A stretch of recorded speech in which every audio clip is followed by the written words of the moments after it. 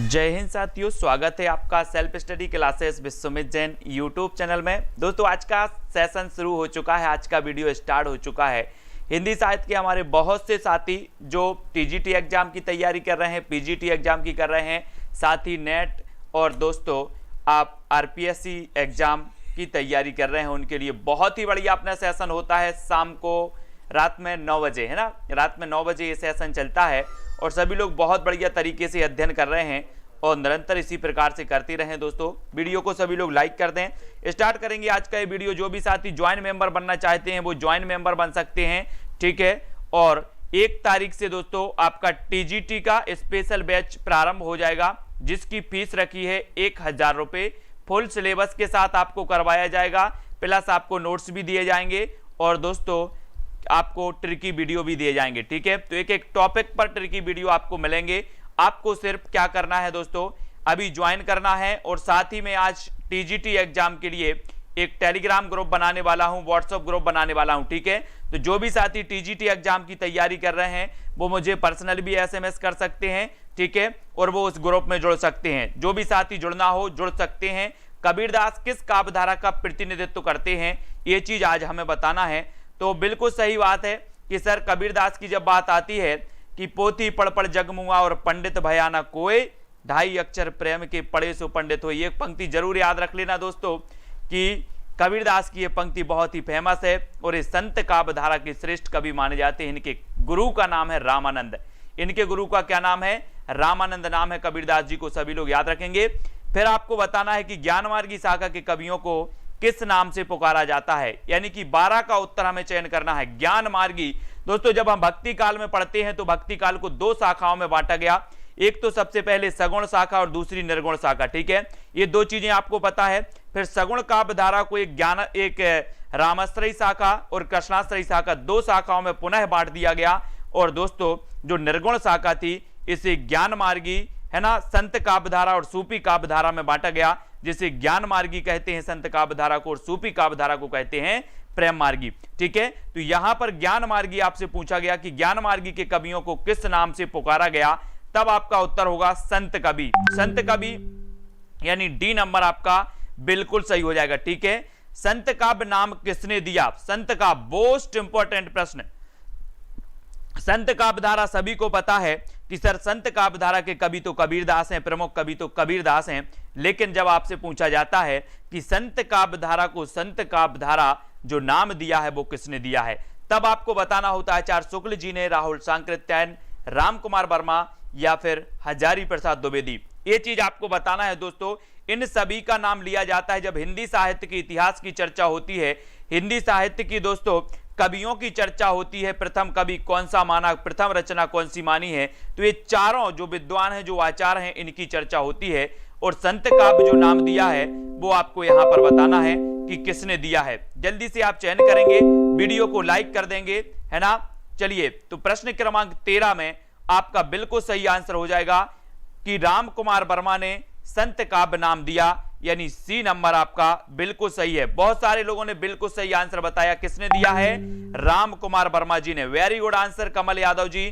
Next बताना है कि निम्न विकल्पों में से जो संत काव्य की विशेषता नहीं है उसे छांटिए। जो संत काव्य की विशेषता नहीं है उसे छांटिए। बाहाडंबरों का खंडन, गुरु का महत्व प्रतिपादन, सगुण ईश्वर की उपासना या फिर जाति पाति का विरोध। यानी कि प्रश्न क्रमांक आपका 14 है और 14 का जब आंसर आपका आता है तो आपको टिक करना होता है। जल्दी से बताएंगे। 14 का बाहाडंबरों का खंडन किया है, गुरु का महत्व दिया है ना, जाति पाति का विरोध किया है, सगुण ईश्वर की उपासना की है। तो आपका बिल्कुल सही आंसर हो जाएगा। विशेषता नहीं है बताना यहां पर, तो नहीं है और हैं पे हमें विशेष जोर देना है दोस्तों। तो देखो यहां पर जो संत काव्यधारा है, संत काव्यधारा तो निर्गुण काव्यधारा से संबंधित है और इन्होंने बाहाडंबरों का खंडन किया है, गुरु का महत्व प्रतिपादन किया है, जाति पाति का विरोध किया है, लेकिन सगुण ईश्वर की उपासना इन्होंने नहीं की है। अर्थात निर्गुण परब्रह्मा की, निराकार परब्रह्मा की इन्होंने उपासना की है। किसने? संत काव्यधारा के कवियों ने। कबीरदास है ना, रैदास आदि जितने भी कवि थे इन्होंने, ठीक है। तो ये चीज आपको क्लियर है। सगुण ईश्वर की उपासना संत काव्य की विशेषता नहीं है। सभी संत मूर्ति पूजा एवं अवतारवाद के क्या थे, विरोधी थे। सभी संत मूर्ति पूजा और अवतारवाद के विरोधी थे, परंतु जाने अनजाने रूप में इनमें से कुछ रचनाओं में सगुण तत्वों का समावेश हो गया है इनकी। ठीक है, कबीर जैसे अद्वैतवादी और निर्गुण दर्शन के सबल प्रतिपादक कवि के काव्य में भी कहीं कहीं सगुण तत्व के दर्शन हो जाते हैं, लेकिन यहां पर आपका सी नंबर बिल्कुल सही हो जाएगा। अद्वैतवादी आया है, मतलब अद्वैतवाद की यहां पर चर्चा की है, तो अद्वैतवाद यानी कि दोस्तों अद्वैतवाद के जो प्रवर्तक माने जाते हैं वो माने जाते हैं शंकराचार्य जी। कौन माने जाते हैं? शंकराचार्य जी। ये अद्वैतवाद का भी आपको याद रख लेना है। फिर आपसे पूछा जाता है निर्गुण काव्यधारा की प्रवृत्ति है तो क्या है? प्रश्न क्रमांक 15 में हमें चयन करना है। निर्गुण काव्यधारा की प्रवृत्ति क्या है? वात्सल रस की प्रधानता, प्रकृति पर चेतन सत्ता का आरोप, रूढ़ियों एवं बाह्याडंबरों का विरोध, या फिर आश्रयदाता की प्रशंसा। यानी कि 15वां प्रश्न आपको बताना है निर्गुण काव्यधारा की प्रवृत्ति है तो क्या है? निर्गुण काव्यधारा के प्रमुख जो माने हैं दोस्तों, एक तरफ सूफी काव्यधारा के मलिक मोहम्मद जायसी साहब है ना, और एक तरफ दोस्तों संत काव्यधारा के कौन है संत काव्यधारा के कबीरदास। और निर्गुण काव्यधारा की जो प्रवृत्ति है वो क्या है? ये 4 विकल्प हैं। आपको दोस्तों विशेषताएं भी पढ़ना है, प्रवृत्तियां भी आपको पढ़ना है। ठीक है, साथ ही दोस्तों आपको बहुत सारी चीजें यहां पर पढ़नी है और आपका उत्तर सही होगा रूढ़ियों एवं बाह्याडंबरों का विरोध।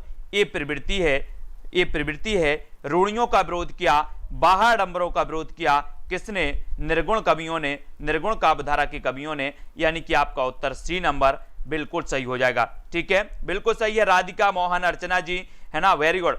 निर्गुण काव्यधारा की प्रवृत्ति में बौद्धों के समान अवतारवाद, मूर्ति, तीर्थ, व्रतमाला आदि सभी बाह्याडंबरों एवं रूढ़ियों का विरोध करने वाले थे। कौन? निर्गुण कवि है ना। निर्गुण कवि को आपको याद रख लेना है। फिर आपसे पूछा जाता है दोस्तों यहां पर कि आचार्य रामचंद्र शुक्ल ने भक्ति काल के निम्नलिखित कवियों में से किसे सबसे कम महत्व दिया है? ये बहुत ही बढ़िया प्रश्न है। ऐसे भी क्वेश्चन आपसे पूछा जाता है तो आपको चयन करना है। उत्तर क्या हो जाएगा? आंसू गोंडवाल जी। प्रश्न क्रमांक 16 में आचार्य रामचंद्र शुक्ल ने भक्ति काल के निम्नलिखित कवियों में से किसे सबसे कम महत्व दिया है? कम महत्व बताना है। थोड़ा सा प्रश्न अलग है, इसलिए आपको क्या करना है असरत्ती जी, अच्छे से समझना है। कम किसे दिया है? कम तो कम जो दिया है दोस्तों वो दिया है कबीर है ना।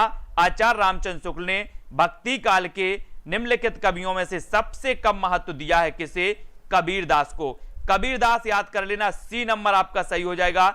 तुलसी को दिया है इन्होंने, सूरदास को भी दिया है, जायसी को भी दिया है। कहते हैं कि रामचंद्र शुक्ल सबसे ज्यादा प्रभावित थे तो तुलसीदास की रामचरितमानस से थे। यानी कि आपका जो ए नंबर है वो बिल्कुल सही हो जाएगा है ना। ये मतलब रामचरितमानस, यहां पर उत्तर सी नंबर सही होगा कि सबसे कम महत्व दिया कबीरदास को। नोट्स कर लेना, नया प्रश्न है, बढ़िया प्रश्न है। ठीक है, ये चीज भी याद रख लेना। एक क्वेश्चन जरूर पूछा जाता है कि आचार्य रामचंद्र शुक्ल सबसे ज्यादा कौन सी रचना से प्रभावित थे? तो वो रचना है रामचरितमानस, यानी कि है ना तुलसीदास की रामचरितमानस से। ये भी आपको याद रख लेना है।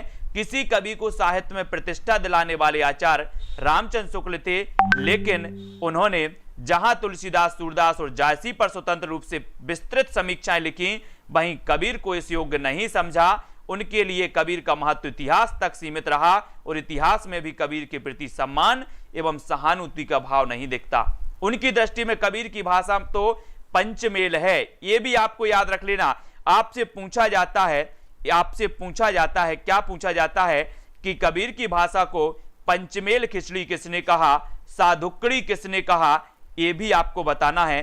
पंचमेल है, विचार भी पंचमेल है, प्रतिभा उनमें जरूर बड़ी प्रकृति, उनकी उक्तियों में कहीं कहीं विलक्षण प्रभाव और चमत्कार भी है, लेकिन कवित्व की है या रामचंद्र शुक्ल ने कहीं नहीं है। तो पंचमेल खिचड़ी आपको यहां पर बताना है कि आपने क्या पढ़ा है। कबीर की भाषा को पंचमेल खिचड़ी किसने कहा है, साधुकड़ी किसने कहा है? ये 2 प्रश्न हैं। यहां पर आपको पंचमेल खिचड़ी दिख रहा है तो जल्दी से कमेंट में लिखो कबीर की भाषा को पंचमेल खिचड़ी किसने कहा है और दोस्तों साधुकड़ी किसने कहा है। जल्दी से आपको चयन करके कमेंट में लिखना है। मैंने कई बार आपको बताया है, फटाक से लिखो किसका कमेंट सबसे पहले आता है। संगीता जी, रीता जी, अर्चना जी, जल्दी बताओ पंचमेल खिचड़ी किसने कहा है?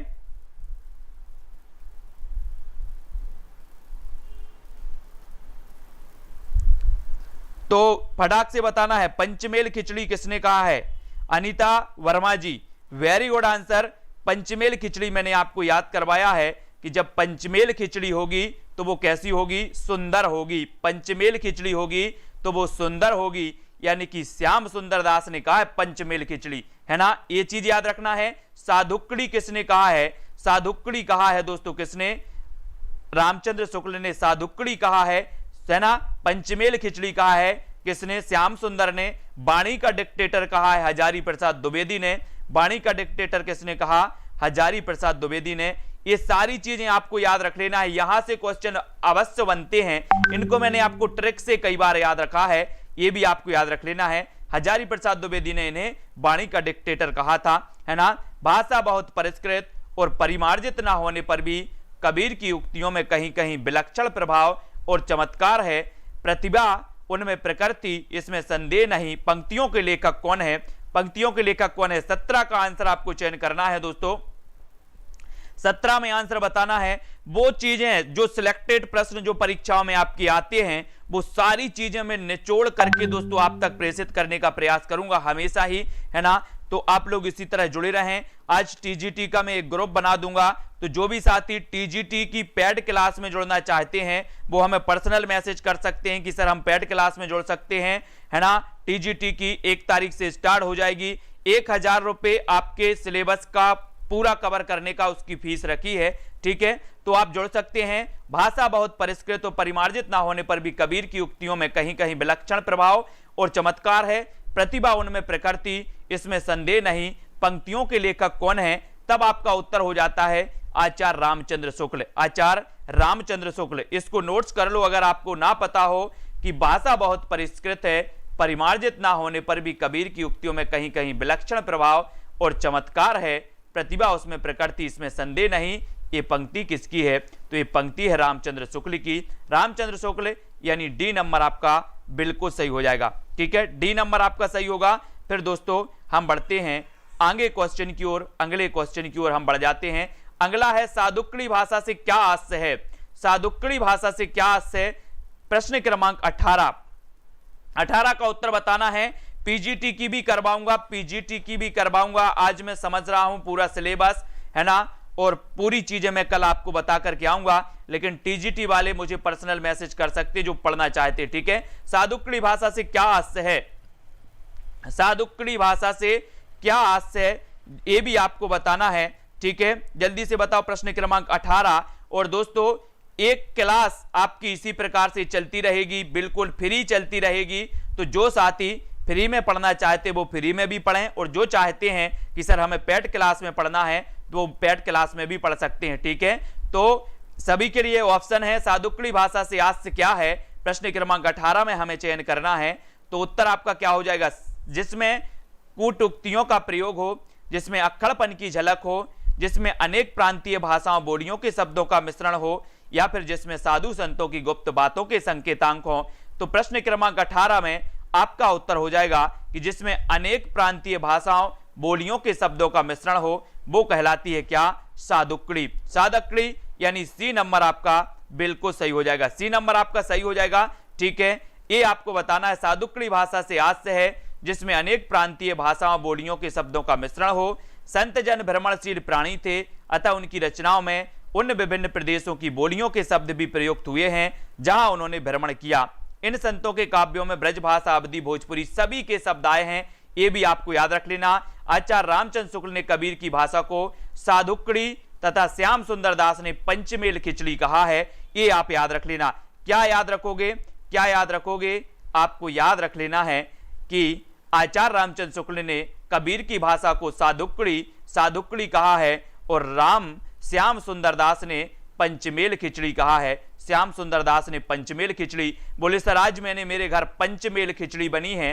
पंचमेल खिचड़ी बनी है, तो पंचमेल खिचड़ी कैसी होगी? सुंदर होगी। पंचमेल खिचड़ी कैसी होगी? सुंदर होगी। तो सुंदर, श्याम सुंदर ने कहा पंचमेल खिचड़ी। इन प्रश्नों को याद कर लेना, ये हमेशा पूछे जाते, हर एग्जाम में पूछे जाते हैं, सभी लोग इसी प्रकार से करते रहें। अजगर करे ना चाकरी, पंछी करे ना काम, कई बार पूछा गया 19 का, तो जल्दी से बताना है।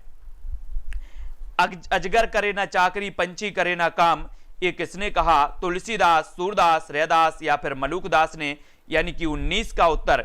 19 का सभी लोग बताएंगे, है ना। और नीचे नंबर चल रहा है 9098609291, वो कर सकते हैं। मास्टर कार्ड की भी, मास्टर कार्ड का भी मैं स्टार्ट करूंगा। मास्टर कार्ड वाले अगर बोलेंगे तो दोस्तों मैं इनकी पेड क्लास भी चालू कर दूंगा।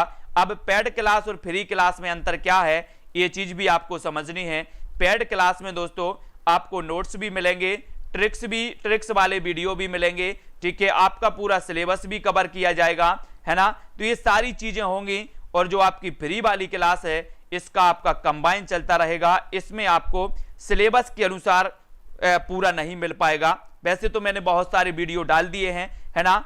तो ये चीज आपको करनी है, जो भी साथी पढ़ सकते हैं। और अजगर करे ना चाकरी, पंछी करे ना काम, ये किसने कहा? तो ये कहा है मलुकदास ने। मलुकदास ने, दास मलुका कह गए, है ना, सबके दाता राम। बहुत बढ़िया कल्पना। अजगर करे ना चाकरी, पंछी करे ना काम, है ना। तो ये मलुकदास जी की है, यानी कि आपका जो उत्तर है दोस्तों वो है मलुकदास। मलुकदास यानी कि आपका जो डी नंबर है वो बिल्कुल सही हो जाएगा, डी नंबर, ठीक है।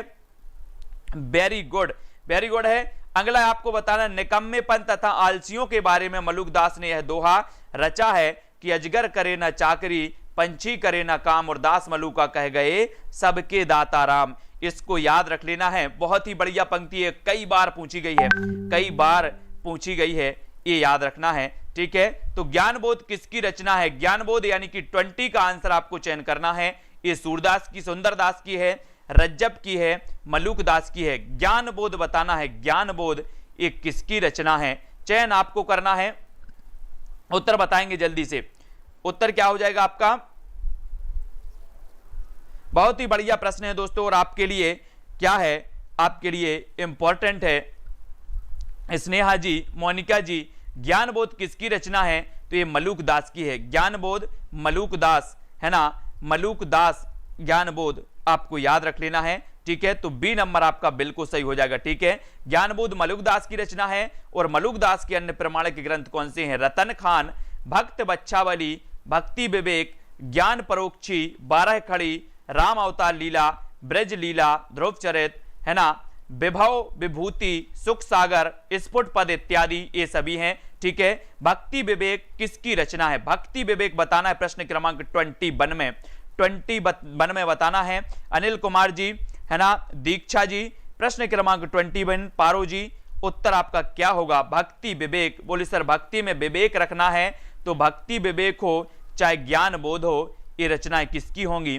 भक्ति विवेक हो चाहे ज्ञान बोध हो, ये रचनाएं किसकी होंगी? किसकी होंगी? मलुकदास की। मलुकदास यानी आपका ए नंबर बिल्कुल सही हो जाएगा, ए नंबर आपका सही होगा। भक्ति विवेक और ज्ञान बोध ये आपकी मलुकदास की हो जाएंगी, और ये आपका बिल्कुल सही हो जाएगा, ठीक है। रज्जब अली खां के गुरु कौन थे? रज्जब अली खां के गुरु कौन थे दोस्तों? ये भी बहुत बढ़िया प्रश्न है। रज्जब अली खां के गुरु कौन थे? तो आपको बताना है प्रश्न क्रमांक 22 में। सभी लोग लाइक जरूर कर देना, बहुत सारे ऐसे साथी हैं जो लाइक नहीं कर पाते हैं। रज्जब अली खां के गुरु कौन थे? नानक, दादू दयाल, मलुकदास या फिर धन्ना? कौन थे? रज्जब अली के कौन थे, है ना, कौन थे रज्जब अली के? 22 का उत्तर बताया है Ranu Yadav, very good answer. Answer है आपका रज्जब अली के गुरु थे दादू दयाल। कौन थे? दादू दयाल, है ना। जब दादू दयाल रज्जब दादू दयाल इनके गुरु का नाम था। बहुत ही बढ़िया प्रश्न है, प्रश्न क्रमांक अपना 22। यहां पर देखो कि रज्जब अली खां के गुरु दादू दयाल थे। दादू दयाल के अन्य शिष्य कौन थे? सुंदरदास, प्रागदास, जनगोपाल, जगजीवन प्रभृति आदि। राघोदास ने अपने भक्तमाल में दादू के प्रमुख 52 शिष्यों का उल्लेख किया है, जिनमें रज्जब और सुंदरदास प्रमुख थे, है ना। एक भक्तमाल जो किसकी है? एक भक्तमाल राघोदास जी की भी है, एक भक्तमाल नाभादास की हमने पढ़ी थी 1585 की रचना, भक्तमाल नाभादास जी की भी पढ़ी थी 1550। एक राघोदास की भी भक्तमाल है जिसमें दादू के 52 शिष्यों का उल्लेख है। अगर आपसे पूछा जाए कि दादू के 52 शिष्यों का उल्लेख किस रचना में है तो आप बता देना राघोदास की भक्तमाल में है, जिसमें रज्जब और सुंदरदास का भी उल्लेख है। और रज्जब के गुरु का नाम था दादू दयाल। रज्जब के गुरु का नाम क्या था साथियों? दादू दयाल, है ना। ये भी आपको याद रख लेना, ठीक है। कबीरदास के गुरु कौन थे? कबीरदास, कबीरदास जी के गुरु, कई बार मैंने बताया है आपको कि सर संत काव्यधारा के प्रमुख माने जाते हैं कबीरदास। और जब कबीरदास के गुरु की बात आती है तो आपको बताना है कौन है कबीरदास।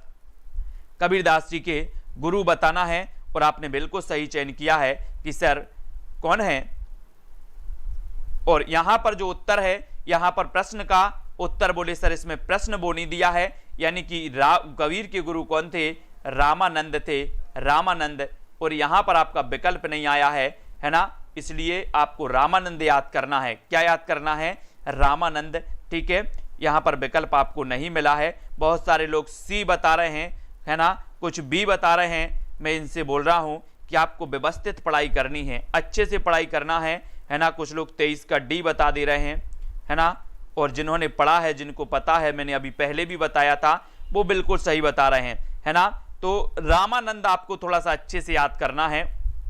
ऐसे ही कंफ्यूज होते बहुत सारे लोग, जो परफेक्ट पढ़ते हैं, है ना, उनको पता होता है, ठीक है। बहुत बढ़िया, तो परफेक्ट पढ़ो, जुड़े रहो, सारी चीजें याद हो जाएंगी। एक दिन में कुछ याद नहीं होता है। कबीर के गुरु थे रामानंद और रामानंद के शिष्यों में रैदास, धन्ना, है ना, पीपा भी शामिल थे। रामानंद ने वैष्णव संप्रदाय के आचार्य राघवानंद से दीक्षा ग्रहण की थी। किससे की थी? राघवानंद से दीक्षा ग्रहण की थी। कहीं कहीं पुंडरीक मिलता है, अलग अलग प्रकार से मिलता है, लेकिन यहां पर आपको याद रख लेना कि रामानंद के गुरु थे राघवानंद। रामानंद के गुरु क्या थे? राघवानंद, ठीक है। और कबीर के गुरु कौन थे? रामानंद। कबीर के गुरु रामानंद, रामानंद के गुरु थे राघवानंद। ये याद रख लेना है। अपन वो पंक्ति पढ़ते ना कि भक्ति द्रविण उपजी लाए रामानंद, भक्ति द्रविण उपजी लाए रामानंद, है ना। इस प्रकार से माध्यमिक शिक्षा चयन बोर्ड ने अपनी प्रारंभिक उत्तर कुंजी में इस प्रश्न का उत्तर गलत बताते हुए मूल्यांकन से इसे बाहर कर दिया था। अब कबीर के गुरु का नाम आपका रामानंद यहां पर सही हो जाएगा, रामानंद, ठीक है। वाणी के डिक्टेटर थे, यह अभिमत किस आलोचक का है? फिर से 25 का, अभी हम पढ़ भी चुके हैं। हाँ, ज्योति गुप्ता जी, वेरी गुड। 12 शिष्य थे रामानंद के और वाणी के डिक्टेटर थे। यह अभिमत किस आलोचक का है? यानी कि वाणी का डिक्टेटर कबीरदास जी को किसने कहा है? बोले सर साधुकड़ी तो रामचंद्र शुक्ल ने कहा, पंचमेल खिचड़ी इनकी भाषा को तो श्याम सुंदर ने कहा, वाणी का डिक्टेटर जो कहा है वो किसने कहा है ना। और मैंने आपको याद करवाया था कि सर कबीरदास वाणी के डिक्टेटर हैं। एक बार नहीं, मैं 1000 बार बोलूंगा। कितने बार बोलूंगा? 1000 बार बोलूंगा। तो वाणी के डिक्टेटर जब 1000 बार बोलोगे तो वाणी का डिक्टेटर कौन बोलेगा? इन्हें कौन बोलेगा? हजारी प्रसाद द्विवेदी, है ना। बोले सर कबीर तो वाणी के डिक्टेटर थे, मैं एक बार नहीं 1000 बार बोलूंगा। कितने बार बोलूंगा? 1000 बार। तो हजारी प्रसाद द्विवेदी को वाणी का डिक्टेटर कहा है। वाणी का डिक्टेटर हजारी प्रसाद द्विवेदी ने कबीरदास जी को कहा है, ठीक है। इसको याद रखेंगे। वाणी के डिक्टेटर थे यह अभिमत हजारी प्रसाद द्विवेदी का है, ये भी आपको याद रख लेना, ठीक है। कबीर वाणी के डिक्टेटर थे, ये क्वेश्चन कई बार पूछा गया है, तो इसको हजारों बार आपको पढ़ना है, हजारों बार बोलना है कि सर वाणी के डिक्टेटर कहा है हजारी प्रसाद द्विवेदी ने। कितने बार बोलना है? अब 1000 बार बोलना है। तो हजारी प्रसाद द्विवेदी। टीना ठाकुर राठौर जी, कबीरदास को वाणी का डिक्टेटर किसने कहा? ये क्वेश्चन कई एग्जामों में पूछा गया है, चाहे केबीएस हो, चाहे टीजीटी पीजीटी हो, सब में पूछा गया दोस्तों। तो आपने भी याद करना है ना। सभी लोग लाइक जरूर ठोक देना। और आचार्य हजारी प्रसाद द्विवेदी ने वाणी का डिक्टेटर, ये देखो कितनी बार पूछा गया, ठीक है। तो कबीरदास को कहा है। इन सभी प्रश्नों को हमें याद करना है दोस्तों, है ना। और याद करना ही नहीं, अगर आप जुड़े रहोगे तो आपको याद नहीं करना, याद हो जाएंगे। आपको याद नहीं करना, आपको याद हो जाएंगे। मैं गारंटी देता हूं, हिंदी साहित्य को बिल्कुल भी कठिन नहीं समझना। अगर आप जुड़ गए हैं तो आपको सारी चीजें, क्लास बस देखना, याद नहीं करना, याद हो जाएगा सब कुछ, है ना। कबीर ने जिस प्रकार एक निराकार ईश्वर के लिए भारतीय वेदांत का पल्ला पकड़ा, उसी प्रकार उस निराकार ईश्वर की भक्ति के लिए सूफियों का प्रेम तत्व लिया और अपना निर्गुण धूमधाम से निकाला। ये कथन किसका है? Most important IMP question, UPPSC में पूछा गया क्वेश्चन है, महत्वपूर्ण क्वेश्चन है कि कबीर ने जिस प्रकार एक निराकार ईश्वर के लिए भारतीय वेदांत का पल्ला पकड़ा, उसी प्रकार उस निराकार ईश्वर की भक्ति के लिए सूफियों का प्रेम तत्व लिया और अपना निर्गुण धूमधाम से निकाला। ये कथन किसका है? बहुत ही बढ़िया कथन है, सभी लोग बताएंगे। और एक कथन कहने वाले आचार्य कौन होंगे? ऐसी बात कौन कहेगा? जितेंद्र सिंह जी, बिल्कुल सही आंसर है। बोले सर इतनी बड़ी बात तो कहेंगे, कौन कहेंगे? कौन कहेंगे? आचार्य रामचंद्र शुक्ल कहेंगे। जो साथी में हमसे पहले से जुड़े हैं, लगभग 4-5-6 महीने, एक साल से जुड़े हैं और निरंतर अभ्यास कर रहे हैं, उनको हिंदी साहित्य में कभी इंटरेस्ट नहीं था। और बहुत सारे साथी मुझे व्हाट्सएप पर आते हैं, सर मुझे कभी इंटरेस्ट नहीं आया हिंदी साहित्य में, लेकिन जब से क्लास देखी है अब ऐसा लगता है कि क्लास पढ़ते ही रहें, है ना। तो आचार्य रामचंद्र शुक्ल ने कहा कि कबीर ने जिस प्रकार एक निराकार ईश्वर के लिए भारतीय वेदांत का पल्ला पकड़ा, उसी प्रकार उस निराकार ईश्वर की भक्ति के लिए सूफियों का प्रेम तत्व लिया है। ये कथन ने कहा है आचार्य शुक्ल जी ने। मैं आपको बता देता हूं दोस्तों कि आपका एग्जाम कोई भी हो, आचार्य शुक्ल से संबंधित 2-3 प्रश्न आपके आते हैं, कथन से संबंधित, ये भी आपको याद रख लेना, ठीक है। अब आपको बताना है, तुम जिन जानो गीत है यहू निज ब्रह्म विचार, ये किसने कहा है? तुम जिन जानो गीत है यह निज ब्रह्म विचार, और ये किसने कहा है? बोले सर ब्रह्म की बात यहां पर आ गई है, तो निराकार ब्रह्मा की तो भक्ति की है किसने? कबीरदास ने। निराकार ब्रह्मा की भक्ति तो की है कबीरदास ने, है ना। और तुम जिन जानो गीत है यहू निज ब्रह्म विचार, कबीरदास जी कहते थे कि कंकड़ पत्थर में भी दोस्तों भगवान है, यानी कि हर तरफ भगवान है, जहां देखो वहां भगवान है ना। इसलिए भगवान कैसा है?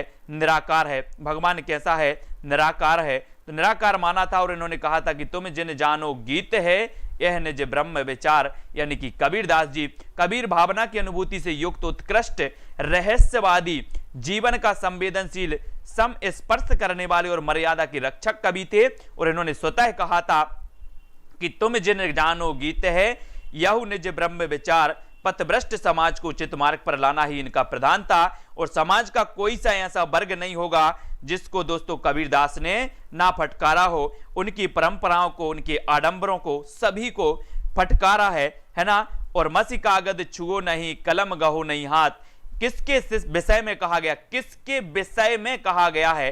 ये किसके विषय में कहा गया दोस्तों? मसी कागज छुओ नहीं, कलम गहो नहीं हाथ, ये किसके विषय में कहा गया? ये आपको कमेंट में लिखना है, जल्दी से बताओ फटाफट से। उत्तर क्या हो जाएगा? मंजू बालाजी, रीना यादव। प्रश्न क्रमांक 31। और सभी लोग क्या करना दोस्तों, लाइक जरूर ठोक देना। कल थोड़ा सा क्या हो रहा था, मेरा सिर दर्द हो रहा था, और जब भी थोड़ा स्वस्थ कैसा होता है, नर्म होता है, तो मैं अपनी लय में आप लोगों को नहीं पढ़ा पाता, और जब स्वस्थ एकदम सही तो आप लोग को भी अच्छा लगता है और मुझे भी पढ़ाने में अच्छा लगता है। स्नेहा जी, मसी कागज छुओ नहीं, कलम गहो नहीं हाथ, ये किसके लिए कहा गया? तो ये कहा गया है कबीरदास जी के लिए। कबीरदास जी के लिए कहा। यहां पर देखो, अक्षर ब्रह्मा के परम साधक कबीरदास सामान्य अक्षर ज्ञान से रहित थे। उन्होंने बड़े स्पष्ट शब्दों में कहा था कि मसी कागज छुओ नहीं, कलम गहो नहीं हाथ। यह बात निर्विवाद है कि उन्होंने स्वतः किसी ग्रंथ को लिपिबद्ध नहीं किया, ठीक है। यहां पर देखो कुछ इनकी पंक्तियां हैं। तुम जिन जानो गीत है यह निज ब्रह्म विचार, है ना। तो इसको कैसे पहचानोगे? यहां पर आया ब्रह्म, और ब्रह्म से पहचानने ला बोले सर निराकार ब्रह्मा की तो भक्ति की कबीरदास ने। मैं कहता हूं आंखन देखी, तू कहता है कागद लेखी, मैं कहता हूं आंखन देखी, तू कहता है कागद लेखी। ये भी किसकी है? ये भी किसकी है दोस्तों?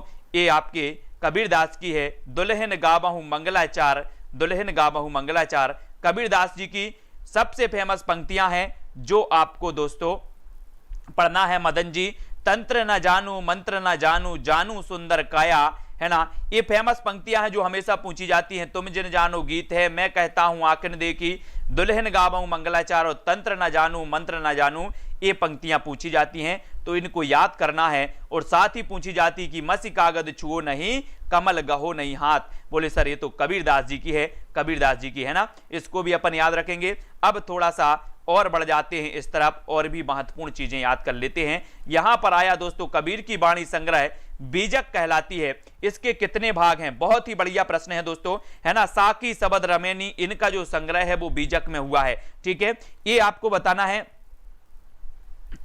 जल्दी से सभी लोग चयन करेंगे। ललित जिंदल जी, कबीर की वाणी का संग्रह बीजक कहलाता है, इसके कितने भाग हैं? इसके भाग कितने हैं? 2, 3, 4 या फिर 5? मैंने तो आपको बता भी दिया है कितने भाग हैं। कमेंट में सभी लोगों का आना चाहिए, है ना। क्या आएगा आपका? बोले सर बीजक जब लिखते हैं हम बीजक तो इसमें 3 वर्ण आते हैं। बीजक जब हम लिखते हैं तो 3 वर्ण आते हैं, बी, जा और का।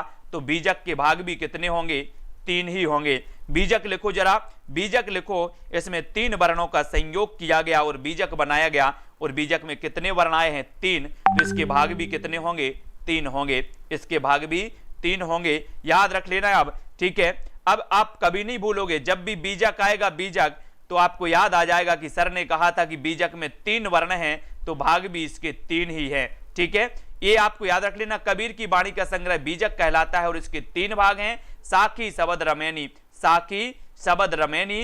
कबीरदास भक्ति काल के एकमात्र ऐसे कवि हैं जो आजीवन समाज और लोगों के बीच व्याप्त आडंबरों पर कुठाराघात करते रहे, ये भी याद रख लेना है। कल्पना जी, ठीक है, वेरी गुड। अब हम सूफी काव्य को पढ़ेंगे दोस्तों, भक्ति काल में सूफी काव्य को, है ना। सूफी काव्य धारा में आपको पता होगा एक क्वेश्चन पूछा जाता है कि किस काव्य धारा में ईश्वर की भक्ति पत्नी के रूप में की गई है? ईश्वर की भक्ति पत्नी के रूप में की गई है, तो वो सूफी काव्य धारा है दोस्तों।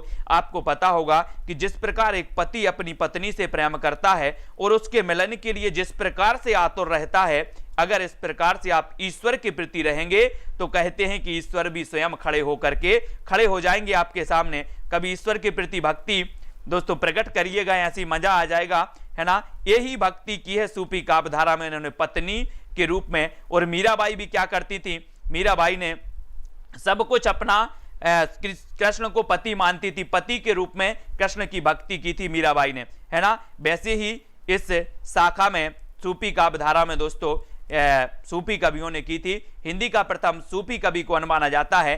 तब आपका उत्तर होगा मुल्ला दाऊद। कौन माने जाते हैं? मुल्ला दाऊद। और मुल्ला दाऊद की रचना कौन सी है? चंदायन। मुल्ला दाऊद की रचना कौन सी है दोस्तों?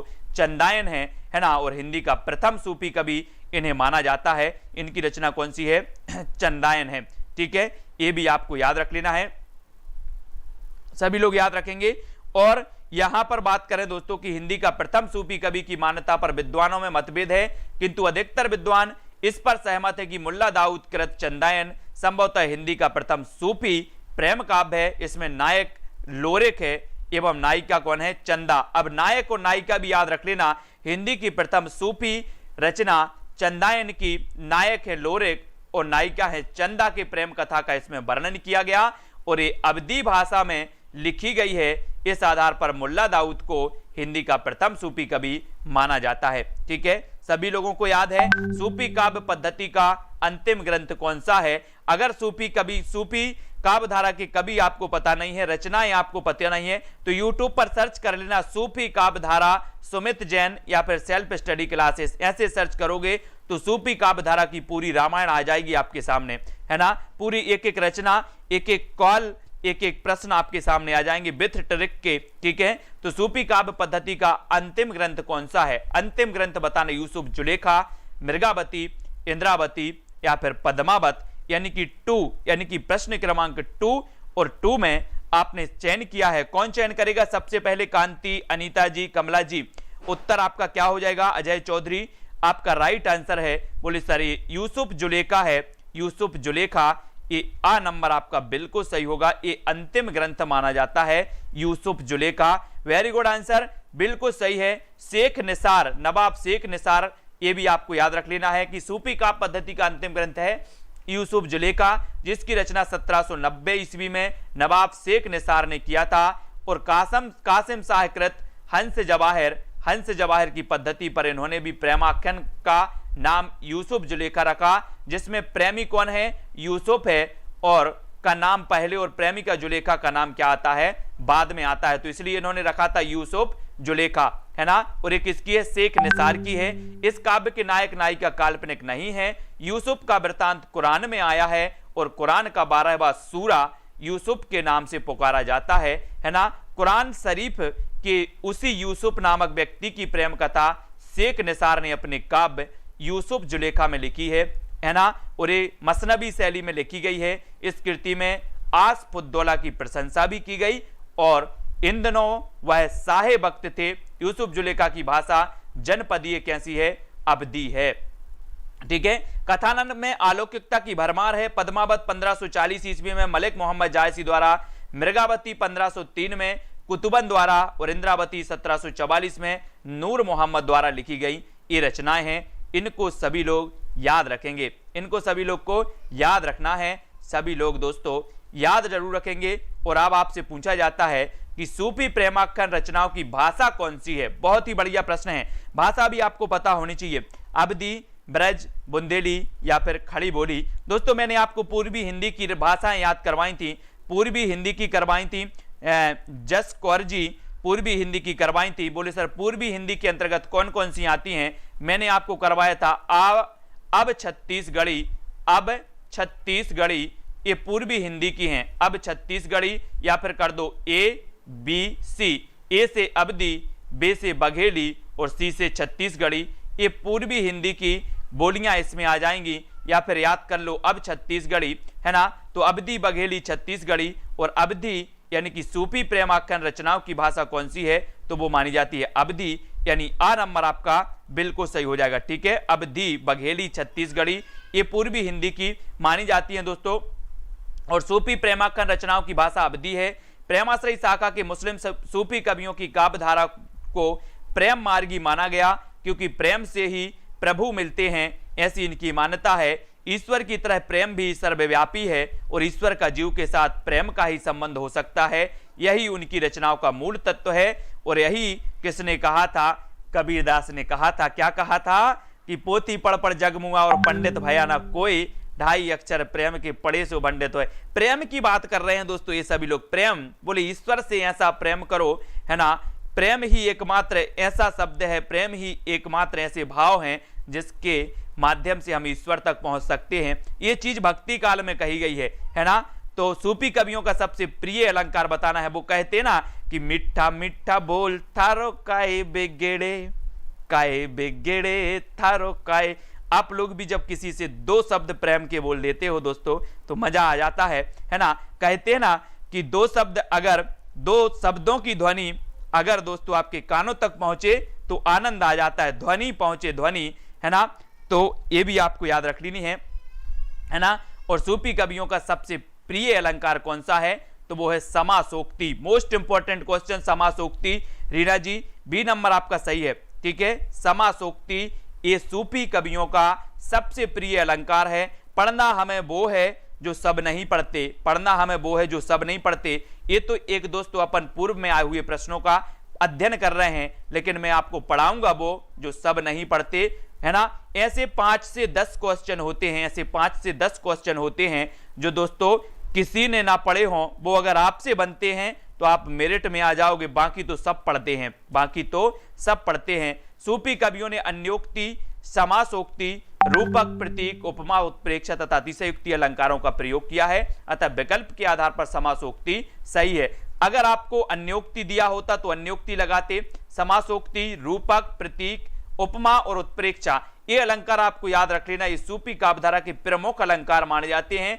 अलंकारों की संख्या अलग अलग ग्रंथों में दोस्तों अलग अलग बताया है। अलंकारों की संख्या अलग अलग ग्रंथों में अलग अलग बताई है। अगर भूषण की, शिवराज भूषण की बात करें तो 105 अलंकार बताए हैं इसमें। शिवराज भूषण में, है ना, ये दोस्तों लक्षण ग्रंथ माना जाता है शिवराज भूषण, और इसमें 105 अलंकार बताए हैं भूषण जी ने, है ना। ये भी आपको पता है कि भूषण की जो भूषण है वो उपाधि मानी जाती है। ठीक है, इनमें से सूफी काव्यधारा के कवि कौन नहीं है बताना है। मुल्ला दाऊद, नामदास, कुतुबन या फिर जायसी। कौन नहीं है? आपने चयन किया है अशोक जी, राजीव जी, वेरी गुड आंसर। नामदास नहीं है। बोले सर मुल्ला दाऊद भी हैं, जायसी भी हैं, कुतुबन भी हैं। बिल्कुल ऐसे तैयार रहना है अब अपन को हिंदी साहित्य के लिए कि एग्जाम कभी भी हो जाए। बोले सर हम तो तैयार हैं। मुल्ला दाऊद, जायसी, कुतुबन, मंझन, उस्मान, शेख नबी, है ना, कासिम शाह, नूर मोहम्मद आदि सूफी संत हैं, जबकि गुरु नामदेव ये सिख संत माने जाते हैं। ठीक है, ये भी आपको याद रख लेना है। प्रेम मार्गी कवि कौन नहीं है? सूरदास, मलिक मोहम्मद जायसी, मुल्ला दाऊद या फिर मंझन। प्रेम मार्गी कवि कौन नहीं है? छठवें का आंसर बताना है।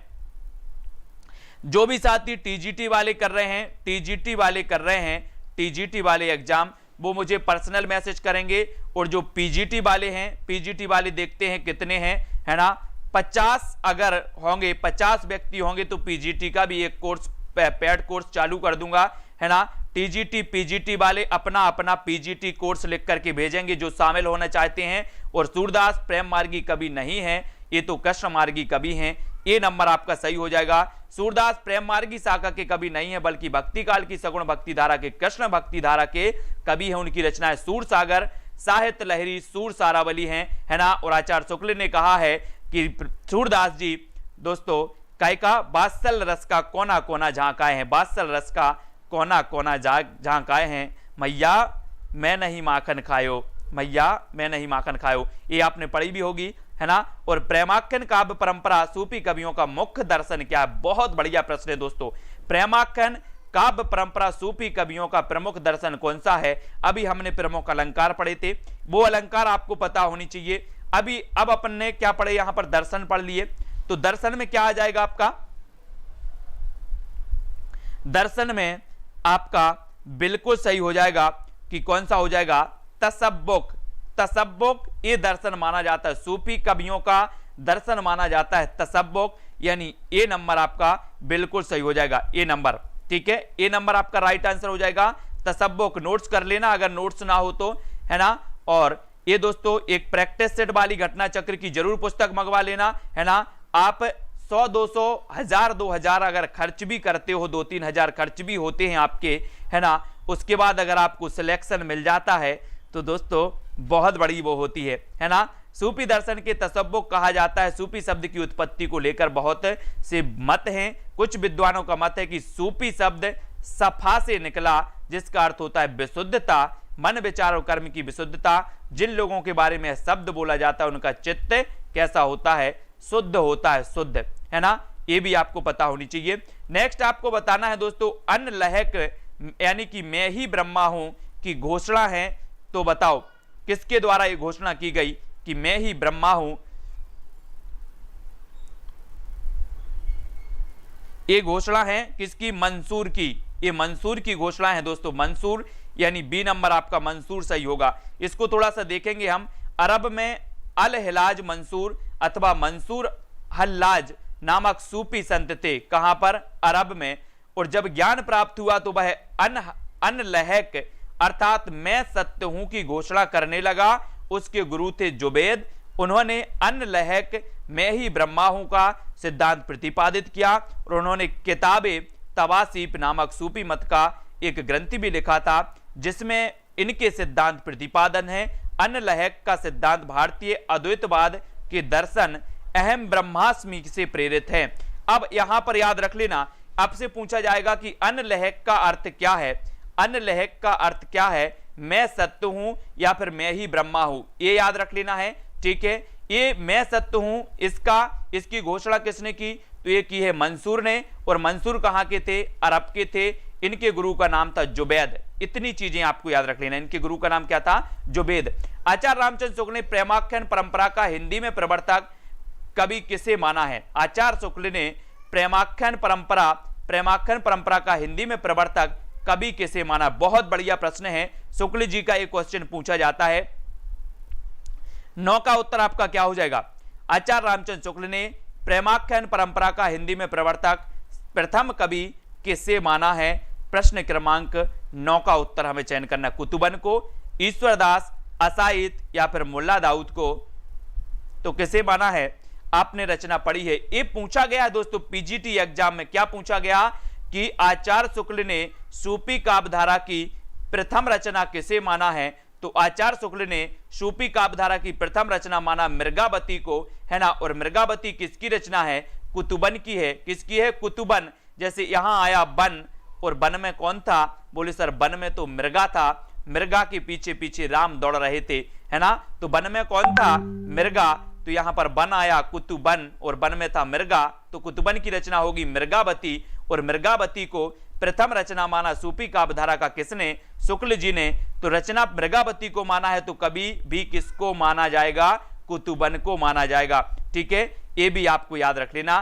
कुतुबन को प्रथम कवि मानने वाले जो आचार्य हैं वो रामचंद्र शुक्ल जी हैं। इसकी रचना हुई थी 1503 में और इसके रचयिता कौन है? कुतुबन, है ना, ये भी आपको याद रख लेना है। और इन्होंने कुतुबन को प्रेमाश्रयी शाखा का या सूफी काव्यधारा का प्रथम कवि इन्होंने माना है। ठीक है, कुतुबन कृत मृगावती में नायक रामकुमार तथा नायिका मृगावती के प्रथम दर्शन जन्य प्रेम का निरूपण अत्यंत भावात्मक शैली। नायक कौन है? कुतुबन के नायक है रामकुमार और नायिका कौन है? मृगावती। नायिका कौन है? मृगावती। ये भी आपको याद रख लेना। ठीक है, भक्ति कालीन की प्रेमाख्यान परंपरा के ग्रंथ हैं मृगावती, पद्मावत, मधुमालती, चित्रावली और रतनसार। ये रचनाएं हैं, मैंने याद करवाई हैं दोस्तों, बहुत अच्छे से पूरे सन सहित याद करवाई हैं, है ना, उनको जरूर देख लेना एक बार सूफी काव्यधारा को।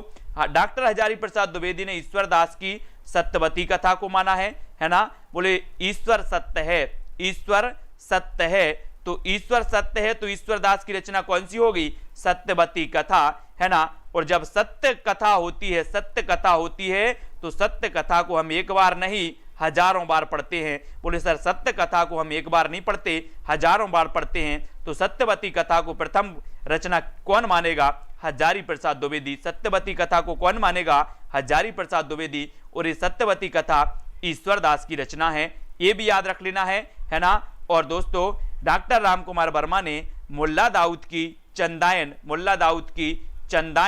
1379 को इस परंपरा का प्रवर्तक माना है, ये भी आपको याद रख लेना है। ठीक है, अर्चना जी बहुत बढ़िया, सभी लोग वीडियो को लाइक जरूर कर देना, वीडियो को शेयर भी कर देना है। आज के आपके 46 मिनट कंप्लीट हो गए हैं। अब आप बता देना कि सर मुझे पीजीटी की तैयारी करना है, मुझे टीजीटी की करनी है, सभी लोग बताएंगे, है ना। और जल्दी से दोस्तों स्नेहा जी, है ना, और अर्चना जी, अरविंद जी, धर्मवीर जी, दीक्षा यादव जी, वीडियो को सभी लोग लाइक जरूर कर देना दोस्तों, और वीडियो को अपने मित्रों तक शेयर कर देना, और इसी प्रकार से जुड़े रहना है। ठीक है, और अपन को याद भी करना है। सोनू सिंह जी, बहुत ही मेरा उद्देश्य है साथियों कि आप देखना एक साल के अंदर आपको YouTube में वो हिंदी साहित्य का एक एक चीज मिलेगी, और वो भी ट्रिक से मिलेगी, है ना। वो मैं सारी चीजें व्यवस्थित रूप से आपको ट्रिक से बताऊंगा। जो चीज आपको कहीं नहीं मिलने वाली, एक बार पढ़ो सारी चीजें याद हो जाएंगी, है ना। मंजू बाला, प्रीति जी, अजय जी, कल्पना जी, मीना जी, वीडियो को लाइक करना है, आपको कुछ नहीं करना है, बस जुड़े रहना है और क्लास बस अटेंड करना है दोस्तों, सारी चीजें याद हो जाएंगी, रट जाएंगी, रट, है ना। जब एग्जाम में पूछोगे तो आपको हजारी प्रसाद द्विवेदी याद आएंगे, है ना, रामचंद्र शुक्ल जी याद आएंगे कि कैसे हमने याद किया था, वो सारी चीजें याद आएंगी, है ना। मैंने क्योंकि मुझे जिस सर ने पढ़ाया था, जिन सर ने पढ़ाया था, उन्होंने भी इसी तरीका से पढ़ाया था, और इसी तरीका से मैं आपको पढ़ा रहा हूं, आपको बहुत सारी चीजें दे रहा हूं। तब मैं जब एग्जाम में बैठता था दोस्तों, तो मुझे भी वो चीज याद आती थी कि सर ने ये बोला था, है ना। इस प्रकार से रिलेट किया था। जब हम व्यवहारिक जीवन से बहुत सारी चीजों को पढ़ लेते हैं, व्यवहारिक जीवन से जोड़ देते हैं, तो वो सारी चीजें याद आती हैं। रोमा कुशवाहा, प्रीति जी, धर्मेंद्र जी, लालदास जी, पुष्पेंद्र पंडित जी, मीना जी, कल्पना जी, सभी लोगों को धन्यवाद। कल्पना त्रिवेदी जी, है ना। वीडियो को सभी लोग लाइक कर देना दोस्तों, है ना, और वीडियो को शेयर कर देना। टीजीटी वालों का मैं ग्रुप बना रहा हूं, अभी पीजीटी वालों का भी बना रहा हूं, मास्टर कार्ड का बना रहा हूं, नेट जीआरएफ का भी बना रहा हूं अलग से। ठीक है, तो जो साथी जिस भी एग्जाम से संबंधित हैं, नंबर नीचे चल रहा है, सिर्फ आपको मैसेज करना है, और मैं नंबर फिर से लिख देता हूं यहां पर कि 9098609291। ठीक है, जब तक आप ग्रुप में ना जुड़ जाओ, जब तक आपको मैसेज करते रहना, क्योंकि जब बहुत सारे ग्रुप आते हैं, है ना, 2 मिनट में 50 मैसेज आते हैं, तो आपका 50 के नीचे पहुंच जाता है। इसलिए आपको अगर जुड़ना है तो आप जुड़ जाना, है ना। बहुत सारे लोग वैसे जुड़े हुए हैं, और अब जब नए ग्रुप बन रहे हैं तो टीजीटी पीजीटी ये अलग अलग हो जाएंगे सबके। मैं समझ जाऊंगा कौन टीजीटी वाले हैं, कौन पीजीटी, कौन मास्टर कैडर, कौन एलटी ग्रेड वाले हैं। ठीक है, तो अरविंद्र जी, यशरत्ती, जस जी, जितेंद्र जी, मोनू, कांति उइके, हिंदी साहित्य का इतिहास, वेरी गुड। पूनम जी, राजेश जी, राज त्रिपाठी, प्रीति जी त्रिपाठी, बहुत सारे साथी जुड़े हैं, शायद पंजाब से भी जुड़े हैं, है ना। उत्तराखंड एलटी ग्रेड, यूपी से, और गोविंद जी, स्नेहा, मीना जी, अरुण जी, सभी को धन्यवाद दोस्तों। सभी लोगों को वीडियो को लाइक कर देना है अगर लगता है कि सर इतनी मेहनत करके आपको ट्रैक, और मैंने 60 वीडियो आपको ट्रैक से दिए हैं, यानी कि आधा हिंदी साहित्य तो मैंने इन 60 वीडियो में कवर कर दिया दोस्तों। इन 60 वीडियो में मैंने आधा हिंदी साहित्य आपको कवर कर दिया है, और बहुत सारे लोगों के पास मैंने पूरी प्लेलिस्ट भी दे दी है कि आप इस प्लेलिस्ट से अध्ययन करो जब तक वैकेंसी आपकी आ रही है। ठीक है, तो सभी लोग वीडियो को लाइक करना है, शेयर भी करना है दोस्तों, और जुड़े रहना है इसी प्रकार से, है ना। आज के वीडियो के लिए बस इतना ही। मदन सिंह जी, सोनू सिंह जी, ठीक है, बहुत बढ़िया आंसर। आज के लिए दोस्तों बस इतना ही। जय हिंद।